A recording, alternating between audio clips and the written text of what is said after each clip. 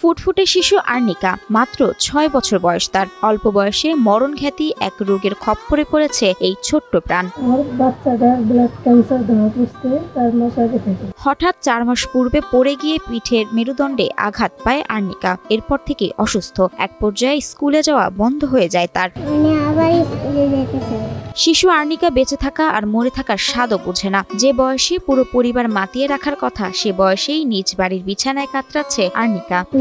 খেলাধুলা করতো, সে বাচ্চা কিছুই করতে পারতেছে না, খালি কান্নাকাটি করে যে আমি কবে ভালো হবো। শিশু আর্নিকা লালমনিরহাটের পাটগ্রাম উপজেলার দহগ্রাম ইউনিয়নের ৭ নং ওয়ার্ড ডাঙ্গাপাড়ার দিনমজুর জাহাঙ্গীর আলম ও হাফেজা বেগমের একমাত্র মেয়ে। অসুস্থ মেয়ের পরীক্ষা নিরীক্ষা করে দেখা যায় তার কচি শরীরে বাসা বেঁধেছে মরণ ব্যাধি, ব্লাড ক্যান্সার। আমি বুঝি নির্মাণের শিল্প, সালাম স্টিল বোঝে ডিউরেবিলিটি। সালাম স্টিল, মোস্ট ডিউরেবল স্টিল। অসহায় দরিদ্র দিনমজুর মা বাবা মানুষের দাঁড়ে দাঁড়ে ঘুরে কিছু টাকা সংগ্রহ করে রংপুর মেডিকেল কলেজ হাসপাতালে চিকিৎসা নেয়। জায়গা জমি বলতে কিছুই নেই তার। মানুষের কাছে সাহায্য নিয়ে মেয়ের চিকিৎসা করাচ্ছেন এই অসহায় বাবা মা।